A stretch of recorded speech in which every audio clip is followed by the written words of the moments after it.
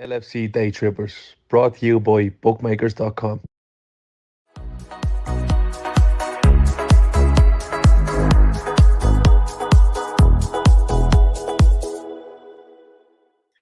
Hello, good evening, and welcome to the LFC Daytrippers, brought to you by bookmakers.com. It is finished at Anfield. Liverpool won, Aston Villa won, and in the words of John Lennon, the dream is over. It looks like we are comfortably finishing in the Europa League for this season. Que sera, sera, but quite an interesting game at Anfield.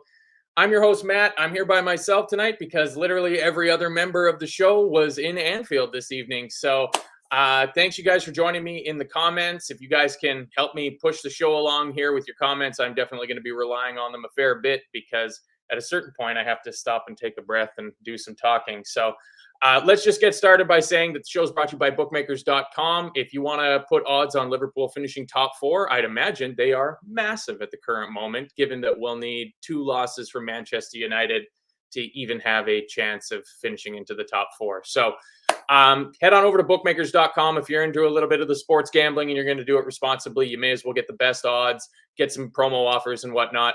Also, final week of the Fantasy Premier League season coming up. So last minute adjustments for a final game week change for everybody. Bookmakers has you covered for that as well, too. So everybody in the chat, again, thanks you all for joining me. Hit the like button for me if you can. If you guys are listening to this on a podcast download after the fact, thank you for joining us as well and listening. Give us a 5-star review and, rate and share and just try to bring some more people into the Daytrippers family. So I just want to start off by saying that it is nice to know that I'm officially not the Jonah when it comes to Liverpool results because I was the only member of the show that wasn't there and it still finished the same way when I was there last. So Liverpool finished the season at home at Anfield the same way they started the season, with a 1-1 draw against a team that we probably should be expecting to be beating. Get into the lineups. Right off the bat, it's the exact same lineup that we had last week. It really seems like this is the preferred 11 for Klopp going forward. Curtis Jones goes again. Everybody else the same. No surprises, I didn't think. Again, if anybody in the chat, if you guys were surprised by the lineup, let me know. I don't think so. I would imagine this is probably the same 11 that's going to start the final game of the year against Southampton as well. Game started. Really, what did I have here? Oh, yeah. Henderson, 267 games. No, this is last week's notes. See, look at this. I'm all over the fucking show. Good start, eh? That's why you need to have somebody else on the Bobby Firmino song. It was going in warm-ups. It was going from the first minute of the game. The cop sounded great to get the game started. Liverpool did not start so well. We were wearing next year's uniforms, which I thought looked fantastic. The nice big chunky white collars and trims around the neck and the sleeves. Looks really, really good. Not a lot to talk about for the first few minutes. I thought we were pressing extremely well from the front. I thought Curtis Jones was doing a really good job of leading the press from the front. Him and Gakpo as well, tirelessly chasing the ball down again and again and again. I'm really going to need to rely on my notes today. Fabinho, 12th minute, lucky not to see a yellow card. Just to get started, the referee today, John Brooks, honestly, I would have preferred Garth or Mel or Albert or any number of other Brookses to officiate this game. I thought he was terrible again and starting to sound like a broken record in terms of the refereeing performances that we've seen in the last 3, 4, 5 games. It just seems to be the same issues again and again and again. He was calling fouls that weren't really fouls. He was letting things go that weren't, like I said, in the 12th minute, Fabinho probably should have had a yellow card. Garmack, that's a good one. Brooks Koepka, he would have been a better official than John Brooks tonight. You says like Villa disrupted the flow of game to perfection for them. They loaded the center of defense. To be honest, I'm at peace. We have ourselves a hard task. We're a few games short. Those missed penalties and Konate's miss hurt us. Absolutely. You can't have any arguments about it. Let's get right on to just before their penalty, Gakpo wins the ball back. He finally wins a foul. Trent had the pass open to Diaz on left wing, I thought, all game. that switch from Trent in that inverted midfield role out onto the left wing for Diaz was there all game. And he got the ball 2-3 times before the penalty for Aston Villa that I'll get onto. And he just kept running down cul-de-sacs and into blind alleys, really seemed to struggle to get into the game and just find that decisive final movement. Reminded me a lot of Mo Salah in this early part of the season, where he just seemed to be trying to force the idea that he had to beat 3 or 4 players on the dribble, and it just wasn't happening for him. So ball comes over the top. Ollie Watkins gets a good run on Ibou Konate. I thought Konate was going to have more than enough pace to close it down. And when I watched it live, it looked like Konate got the ball. It looked like a gorgeous, gorgeous tackle. Garth Brooks on the field, he straight up points to the spot, gives a penalty. I thought for sure VAR was going to be riding to our rescue. And then on the very first replay that they showed, it was pretty obvious that Ibou did not, in fact, get any of the ball. And it was as penalty could be. Very disappointing, because I thought up until that point, they hadn't really threatened our goal too much. We were looking good at the back. You know, the story of the last 5 or 6 games has been, we kind of take a few punts, well, not the Tottenham game. The Tottenham game, we came out and we blasted them in the first 15, 20 minutes. But other than that, we seem to come out, we take some punches from the other team. We see how they're going to set up and play against us. How are they going to set their team up to counteract Trent? And then all of a sudden, we're giving the penalty away. And Ollie Watkins steps up. Allison dives the correct way, but he was nowhere even close to covering the corner of the net. And thankfully, Ollie Watkins puts it wide. So total let off there from Liverpool. Absolute elation. You know, you feel like you get away with one. Doesn't seem to handle or doesn't really seem to settle our nerves at all. Liverpool don't really get into the game after that. It's not very far afterwards. Luis Diaz, he breaks. The last defender back, shoulder barges him. Matty Cash shoulder barges Luis Diaz. I don't even think there was a foul given. There certainly wasn't a yellow card given. Honestly, it was a borderline red card call. I don't know what you guys think. Just simply because he was the last man back and Salah was breaking through the middle as well. Another in a long line of calls in the first half of the game that it just seemed like he got them wrong. What he was giving was wrong. What he wasn't giving should have been given. Absolutely terrible. In the lead up to the 27th minute, Aston Villa have a throw in. And this leads up to their goal. I don't know how angry we can let ourselves feel over this goal, because the ball comes in, we win the first header. Villa throws it back into the box. We win the second header. Villa throws it back into the box again. We win the third header until they're able to take a little touch around the corner of the box and lay the ball off to Douglas Luiz, who floats a back post cross for Jacob Ramsey, who goes in behind Trent Alexander-Arnold, buries it on the half volley. 1-0 Aston Villa. First off, great goal. Great goal. Almost carbon copy of Curtis Jones's 2 goals that he scored in the last few games.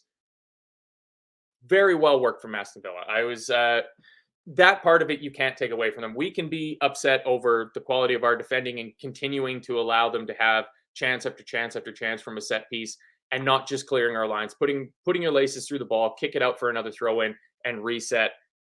We won the first 3 balls that came into the box. The defending from the set piece was good, but the ball just kept falling to them on the edge of the box. And eventually we got 2 scrambled, and Douglas Luiz picks out an amazing floated back post cross, very Jordan Henderson-like. Very good finish from Jacob Ramsey at the back post, and it's 1-0. It was super disappointing. It was super disappointing because, again, I thought we defended that well. Antioch, chill. I'm going to throw these all in as we go. I'm not going to save anything for later. Antioch the Third says, on a positive note, McAllister seems to be done. Report broke 5 minutes ago. So please, if we get further confirmation of that, feel free to toss it into the chat and we'll get it up there and talk about that, because there wasn't a ton going on with the game. And again, that goes back to the comment from earlier on about Aston Villa trying to break the game up and slow it down and win free kicks at every opportunity. And Mel Brooks was more than happy to just eat that up and give them every 50-50, not even, 75-25 decision was going in their way. 39th minute, Aston Villa get a free kick. seems like from a pretty stock standard situation, not a whole lot to think about. Albion Obsessed says, thank you, Liverpool. Love from everybody at Brighton and Hove Albion Football Club. Thanks for coming into the chat, Albion Obsessed. But honestly, I'll just speak for myself and not for the channel. You're dead to me. You had some chances to help us out, and you guys couldn't get it done. You allowed Everton to absolutely spank you all over the place. So I appreciate the thanks, but you guys really could have done us a favor last Monday and helped send Everton down, because that would take some of the sting off of coming up short of our top 4 race. Aston Villa free kick routine. Jacob Ramsey comes from a very deep position. We're all paying attention to keeping our high line, and nobody, it was Trent and I'm not entirely sure, maybe Curtis Jones marking the far left-hand side of our defensive wall, and nobody thinks about picking up Bailey. I imagine it was Douglas Luiz that was standing over the free kick. He fizzes the ball into Ramsey. He does an unbelievable job of controlling it and getting the shot off. And Allison Becker, our player of the season, huge save. I mean, it was goal bound. They showed a replay from behind that ball from Ramsey was definitely headed goal bound. And appreciate Albion Obsessed. Harsh but fair.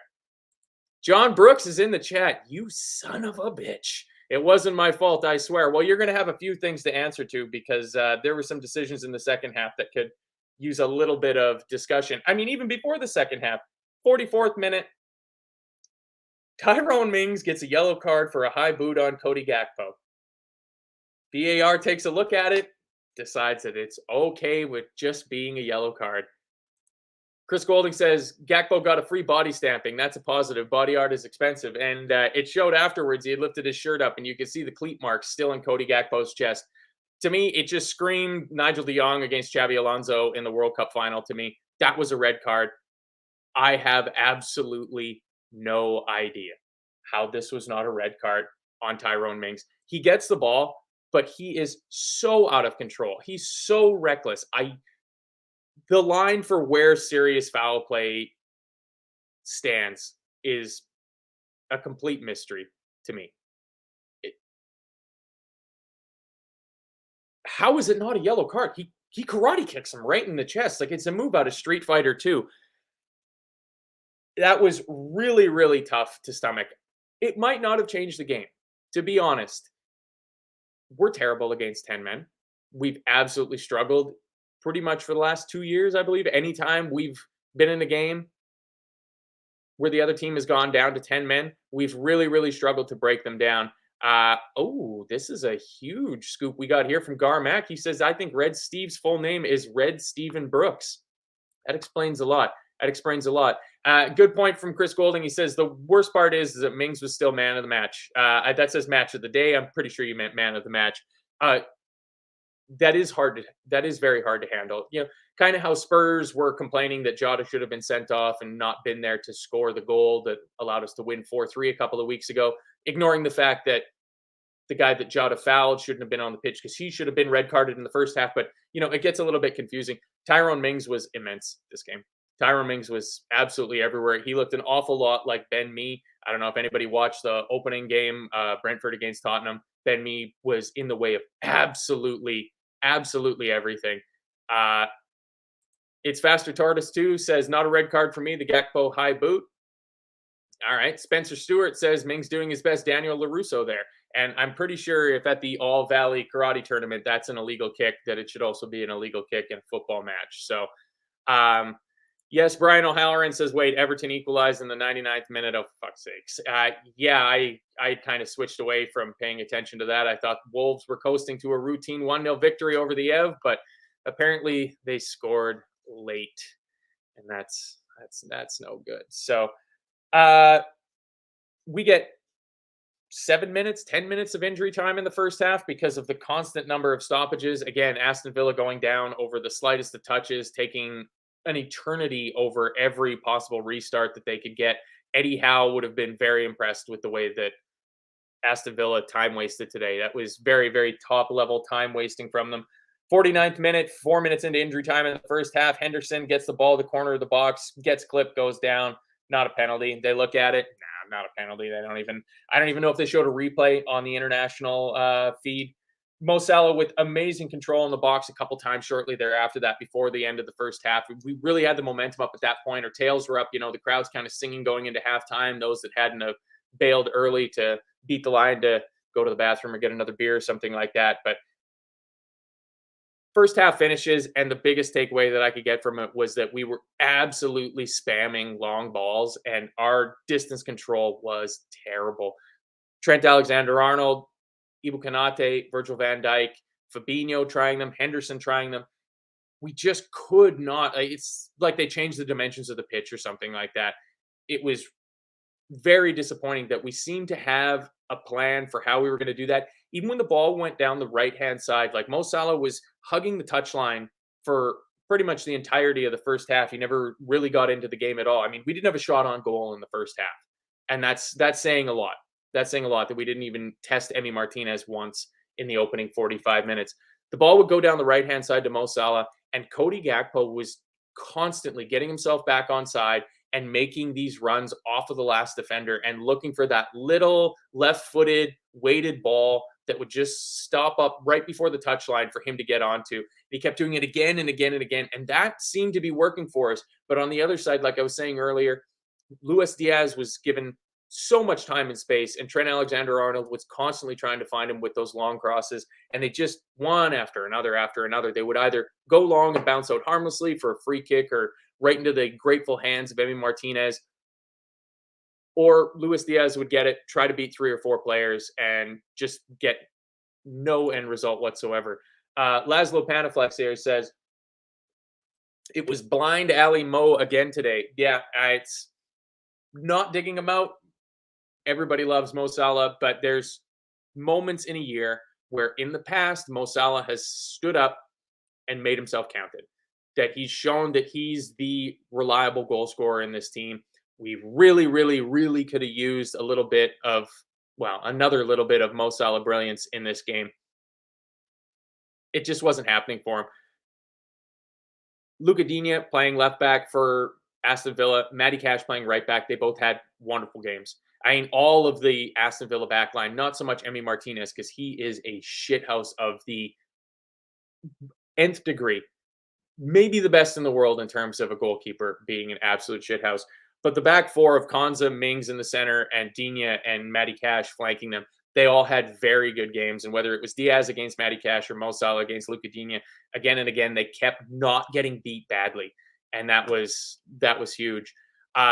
Leon Felix Cooper with a very good point. I blame the wind. It did seem like it was a lovely day at Anfield today. Be interested to see how many of our traveling day trippers are going to come back with just absolutely vicious sunburns. So check out of winners and losers. The winner might be Sun Factor 50 if Gav comes back and he's not burnt to an absolute crisp. We go to halftime. I mean, at halftime, you know, you go and do what you do at halftime. I can hear the commentators talking on the international feed, and pretty much to a man, they were all saying that that's a red card. And that tells me something. That when every one of the commentators is saying, I don't know how he didn't get a red card for that. I don't know how that's not a red card.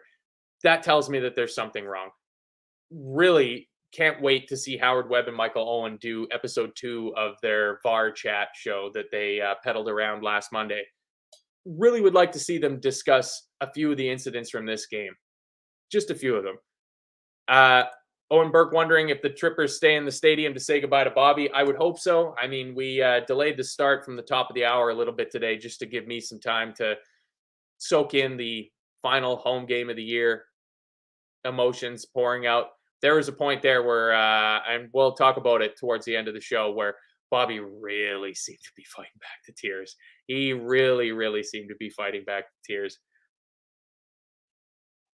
And rightly so, as the cop sang his name loud and proud. So we get into the second half. We hadn't had a shot on goal yet. 51st minute, there's a flurry of chances in the box. Mings blocks it on the line.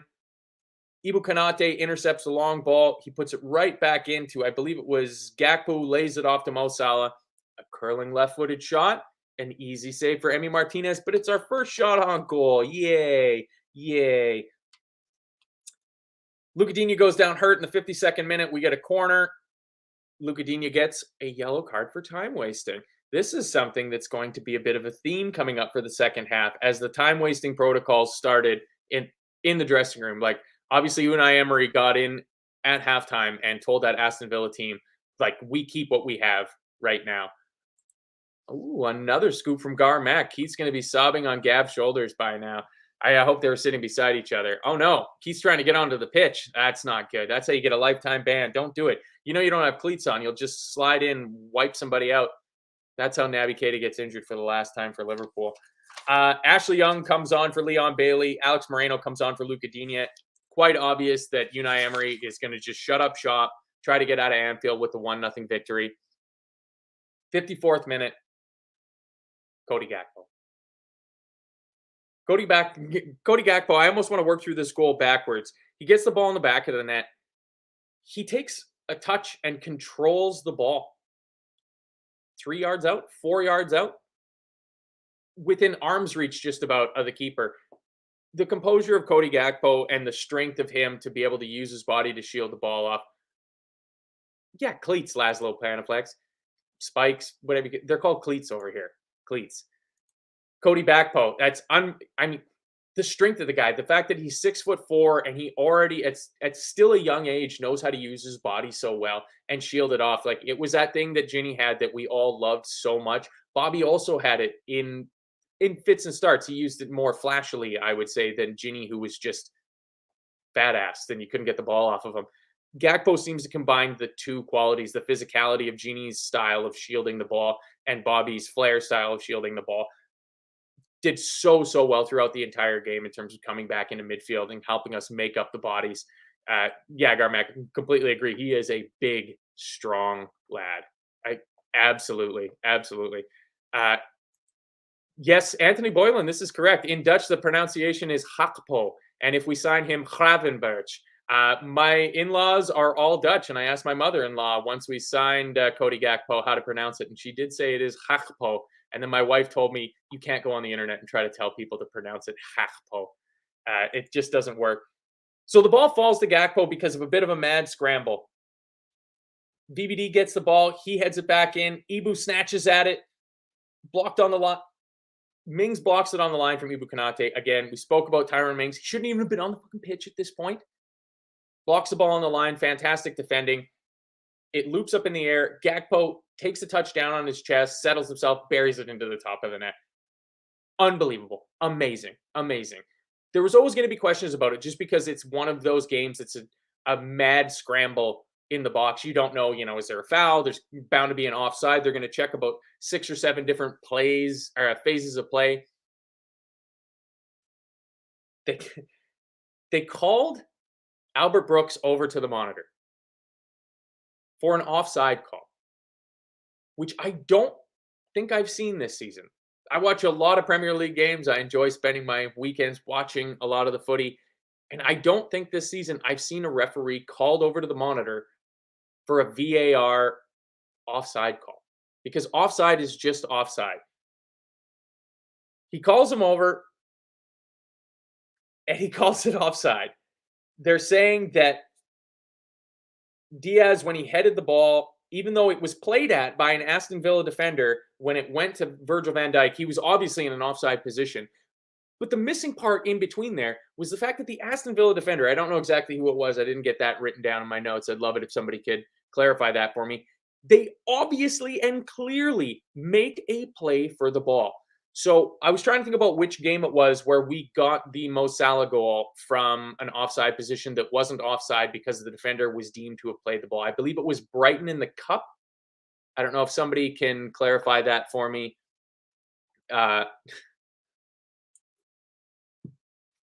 Antioch III says, don't worry, Matt. The PGMOL will write an apology letter to Liverpool and all will be well again. Well, I mean, Howard Webb will have to make the drive from Brighton where his head office is. His head office of referee apologies is at the Amex Stadium. So he'll have to make the long drive from Brighton up to Liverpool and deliver that apology letter in person. I don't understand how this is called as offside. To me, the Aston Villa player makes a definitive, obvious play at the ball. This was not a deflection. I'm sure it was the Brighton game in the Cup where you could say in that case that the ball just kind of deflected off of the defender's heels. This was not that. Villa's player plays at the ball, plays it to Van Dijk, who then heads it to Ibu Konate, who then has it cleared off the line by Tyrone Mings, and then the ball's in. So I don't know when does the phase of play restart again? The ball goes back, then it goes forward and back and then forward, but you go back 2-3 phases in there to find an offside call where the defender is playing the ball to a player that's offside, so therefore not offside. I don't understand it. I love Owen Burke's idea here that when Howard Webb drives up from Brighton, he might give McAllister a lift while he's delivering the letter. That's a very good idea. The goal gets called off.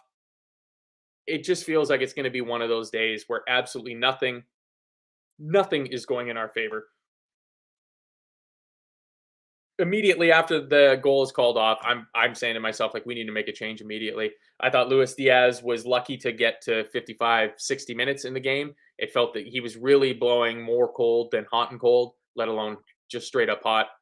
Oh, thank you, Thor. Thor is correcting me. It was Wolves in the Cup at Anfield, the 2-2 game. Yes, that is correct. That was one where they could genuinely feel aggrieved that the defender didn't really, because I think it was Kilman, maybe, I don't think Nathan Collins was playing at the time, maybe Craig Dawson then, another one of the Wolves defenders, where it looked like they were almost just trying to sort their feet out and the ball comes off of their feet and it falls to Salah. He puts the ball into the back of the net. And that one, you could see the argument that he wasn't playing at the ball. It just happened to hit him. I just don't think that that's the case here. Anthony Boylan says, you're either onside or offside. There is no gray area. Whoever is on VAR didn't know, sent it to the screen, and the referee made the call. I thought if you're not 100% sure, you give advantage. I don't think the question of whether Van Dijk was offside or not, like, Van Dijk was definitely in an offside area. It's just a matter of how can the play that the Villa defender makes after the Luis Diaz header not be considered to be playing at the ball. He swings a leg at it. Like, that's the definition of a deliberate action. That's all right. Laszlo Panaflex is not going to lie. I thought you were talking about Al Brooks from The Simpsons and it was a joke. I am talking about Albert Brooks from The Simpsons. Yes. Because again, any other Brooks, Red Stephen Brooks would have been a better official tonight than John Brooks was for us. 60th minute, Ollie Watkins finally gets called on a foul. He was having a running battle with Ibu Konate all day. Yes, Laszlo, that is his name. Albert Brooks, one of the great comedic actors of the last, 50, 60 years. He's also the dad in Finding Nemo, I believe, Albert Brooks. Probably the movie he's made his most money from. Watkins and Ibu Konate. Ibu picked up a yellow card early. I can't even skipped right past that when Ibu picked up his yellow card. 20th minute. Oh, yeah, for the penalty. Ibu's on a yellow card. And Watkins seemed to be targeting him, constantly trying to put himself one-on-one against Ibu Konate, backing in, arms wrapped around the back of him, forcing Ibu to, now we're just getting into Brooks chat.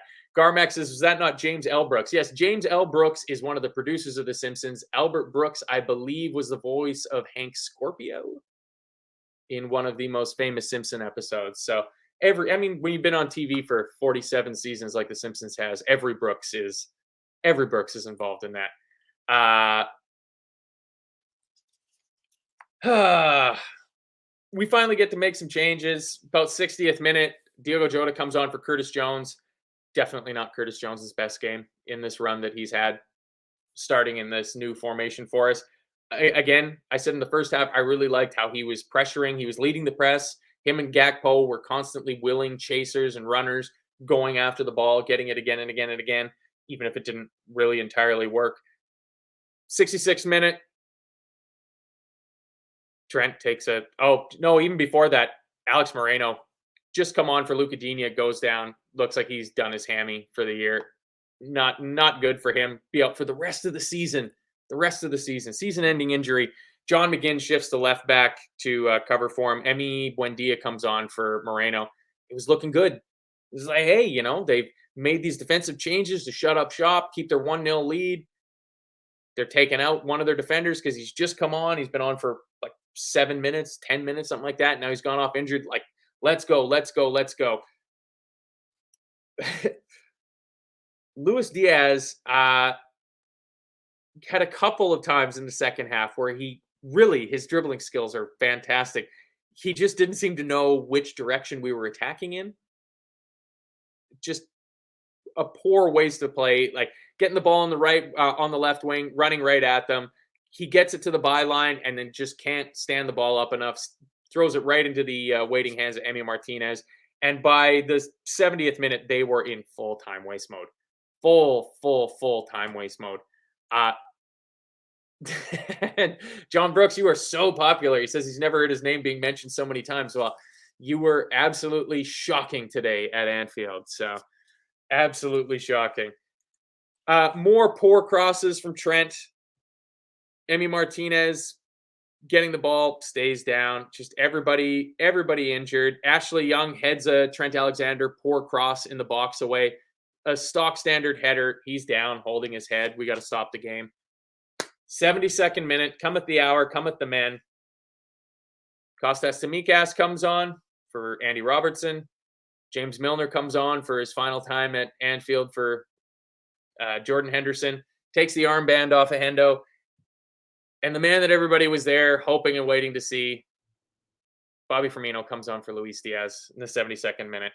I said, like, come on. Like, let's go win it now. Like, it's not past the point of no return. At this point, United were up 1-0 on Bournemouth. Good on Bournemouth. They tried to play. Like, I had it on a second screen and was kind of keeping an eye on it. And they kept trying to play out from the back and play neat and tidy football through the middle. And that's just not who you are, Bournemouth. Just go play big Grok football with Phil Billing and Dom Solanke and try to get something for us. But absolutely nothing. 75 minutes in, Aston Villa have fully reverted to a 6-2-2 formation. They got 6 across the back. They're giving absolutely nothing. They're not sending players forward. They know that we're just going to be throwing the kitchen sink at them. And we really weren't. We were still calm in possession, obviously not, clutching at our chances or anything like that, or trying to take pot shots from 30, 40 yards.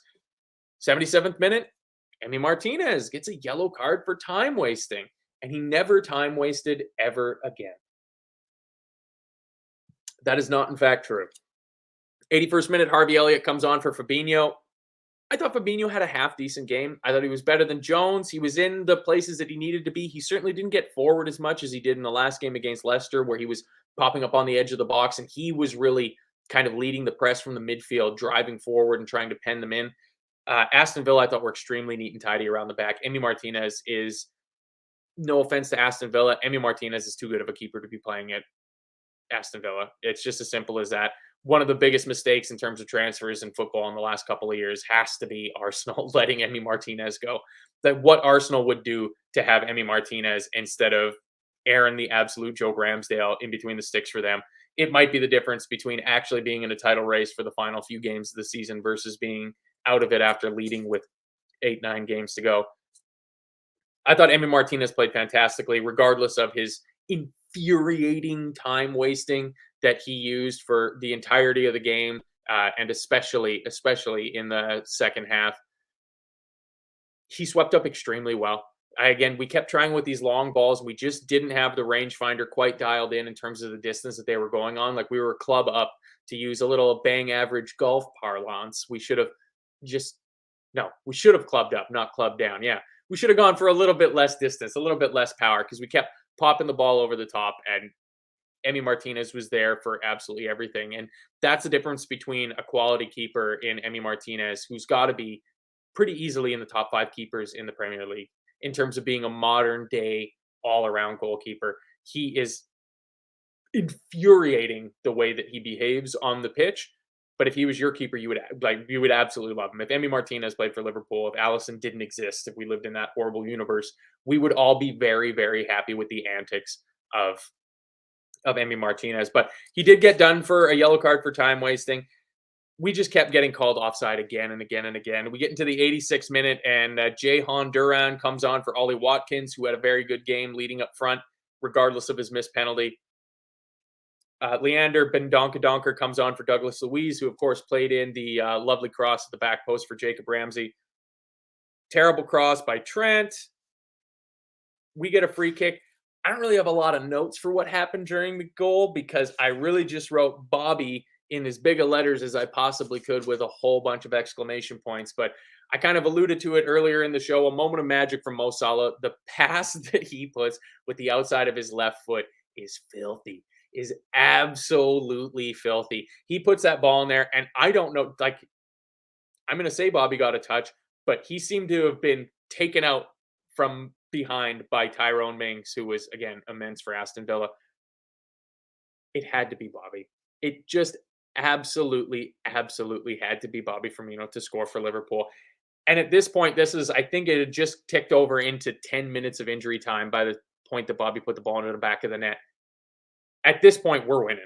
Like, I mean, that's the mindset that I take in a situation like this, where you go from being 1-0 down and looking like we can't possibly ever score to all of a sudden, holy shit, we got it tied up 1-1. Bobby scored. Like, he's going to score the second one. He's going to get a brace off the bench in injury time, keep the hope alive, regardless of United beating Bournemouth on the road today. We're still going to be in this. And then it was just, 91st minute, Ashley Young, a yellow card for time wasting. So that's 3 yellow cards for time wasting. 3 yellow cards for time wasting for Aston Villa in the second half. And in the final 10 minutes of injury time, the ball just kept getting pumped long. Easy for Emi Martinez to clean the ball up. And every time, going down on it, he's setting it up at one point and then picking it up and moving it over here. And finally, about halfway through the 95th minute, but stupid James L. Brooks goes over to Emi Martinez and warns him that this is his final warning for time wasting. Is the final warning for time wasting not in the 77th minute when you gave him a yellow card for time wasting? That seems like a pretty clear indicator of when the last warning for time wasting is going to be. But good on him. Again, Eddie Howe is beaming with pride right now at the way that Unai Emery and all of the Aston Villa players played this game out in terms of time wasting, because it was an absolute masterclass in time wasting. 96th minute, Ezri Konsa took a yellow card for time wasting. That's 4 yellow cards for time wasting. At a certain point, the referees need to get their heads out of their collective asses and decide that somebody needs to be shown a red card for time wasting, because that is an absolute joke. It goes back to the Brentford game where the ball was in play for, depending on who does the math, anywhere from 39 to 42 minutes over the course of 100 minutes of clocked football that was being played. At a certain point, it has to stop, because that is absolutely ridiculous. I 100% agree with Laszlo Panaflex, who says no ref has the balls to send a keeper off for time wasting on 2 yellows yet, Matt. Somebody's got to do it. My hope is maybe the Australian guy, maybe Jared Gillett, the Australian, because he doesn't follow all the conventions. It's a bunch of palms, I guess is the correct way of putting it. He doesn't need to follow these British conventions. Somebody show a Jordan Pickford or a Nick Pope or an Emi Martinez. Somebody needs to be made an example of, because it is it's beautiful gamesmanship. And I can get it from that point where you can see it, where if you're an Aston Villa fan watching that, every time that Emi Martinez takes 25, 35, 40 seconds over a goal kick, every time you got to get a new towel to dry off a ball for a throw in, you're ecstatic with that. I understand that gamesmanship, but it's just terrible product. Absolutely terrible product. So, yeah, Laszlo's saying 60 minutes used to be the average for the ball in play. Newcastle and Arsenal have dragged it down to the mid-40s. And I mean, it's a legitimate tactic from the lower end teams that if the ball is in play more against a team like Liverpool or Man City or even, United or the other United or Arsenal or Tottenham, that when you're the underdog, you want to try to have the least amount of football to be played possible. But it's the referee's job to stamp that out. And you got to start giving the yellow cards for time wasting in the first half, so that when you come around to do it in the second half, again, you can give them their final warning at halftime and go, cut that shit out. Anyways, another long pass from Virgil van Dijk that's too long for Harvey Elliott, goes right to Emi Martinez. Emi Martinez comes out to collect one and absolutely flaps at it in the 8th minute of injury time. Harvey Elliott just can't quite get there. The ball falls to Milner. Terrible cross right to him. We had a couple of corners and free kick situations in the injury time that I just wrote, send Ali up. I don't know why we didn't. I mean, the draw does us absolutely nothing. Just absolutely nothing. You may as well send Allison up and give us the possibility of having that same miracle moment on repeat again, but 'twas not to be.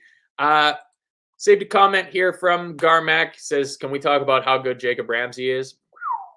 Some player. He's making his 100th appearance for Aston Villa tonight. I mean, that kid has some future ahead of him. I know Kev O'Sullivan of these parts is a big admirer of Jacob Ramsey of Aston Villa. I think it would be a king's ransom to get him out of Aston Villa, especially with them still being somewhat in the reckoning for a European place going into next season. And good on him. I mean, I think it's disappointing that it seems like Man City is going to win all of the honors this year in terms of both team and individual, probably rightly so, because Unai Emery, to me, is an unbelievable candidate for manager of the season. When he's taking over the team from Steven Gerrard, they're only out of the relegation zone on goal difference. And the fact that he has them pushing for 6th, 7th place in the Premier League in 2/3 of a season, I don't think can be lauded enough. Just unbelievable. And I hope they get into Europe next year because he's the man. I mean, that's Unai Emery. He loves those middling European competitions. Brian O'Halloran, I don't disagree with you. He says Emery is tactically very good, but I'd never have him here after that. Grown men pretending to be injured. He can go to the WWE. He's a coward, just like Mourinho and Simeone and the like. I do believe they have the rights to call it the WWF back again. So that's good after all these years. They can fix that up. Game ends 1-1. Referee blows up. Final home game of the season. Players coming onto the field. Bobby Firmino gets his song sung by the cop. It is not the circumstances that we would have hoped for Bobby Firmino. You know, it would have been nice to send him out of Anfield for a final time, scoring a match winner, putting the match ball under his arm, and having everybody sing at the absolute maximum capacity of their lungs for as long as their breath could hold. But que sera, sera. I mean, we've still put together an unbelievable run. So that's 7 wins and 3 draws in our last 10 games with 1 game to go against bottom of the table and destined for the championship Southampton coming up. As much as it hurts as Liverpool fans to have to accept the fact that we're playing in the Europa League next year, anybody know the exact date on the Europa League final and when tickets might be going on sale for that? Because that feels like that is going to be an extremely hot ticket, with next year's Europa League final being hosted in the home of the Daytrippers, Dublin, Ireland, and Liverpool, I would imagine, being odds-on favorites at the start of the competition to win the Europa League next year. So, yes, Chris Golding, it is in fact a very small park bench behind me on top of the library. The one cat used to like to lie in it, but you got a little bit too big for it there. Yes, if we get there, Anthony Boylan, but if we can't be positive after a fairly negative day, then what can you do? So, thank you everybody for joining me. It's an awful lot of talking, just about 45 minutes from me.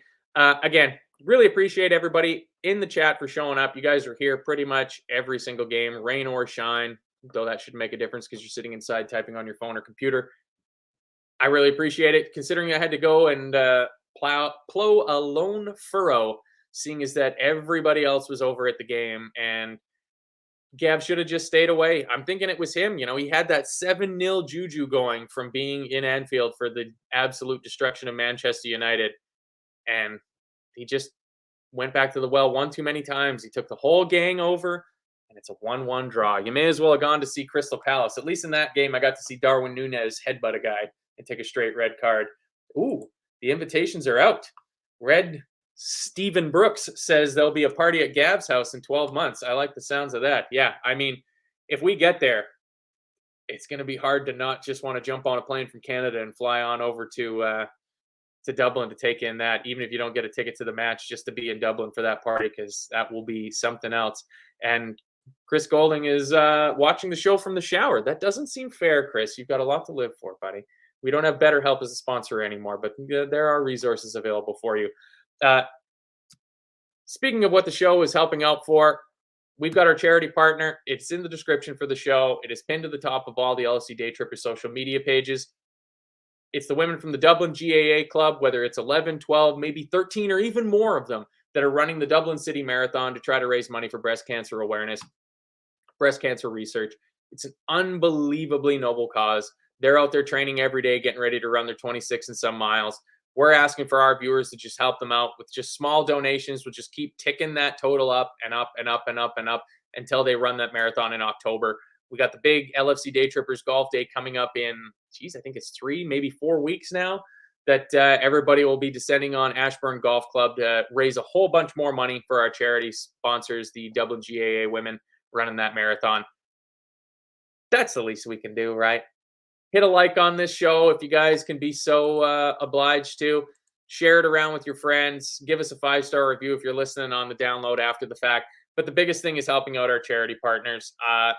Just a few other small housekeeping things. Obviously, everybody should be checking out Gav's Bang Average Golf channel. He just released a massive 18-hole video that's, I think, 45 minutes, maybe 50 minutes that it pushes. So Gav finally takes the Bang Average Golf channel on the road, playing at a different course other than Ashburn for the first time.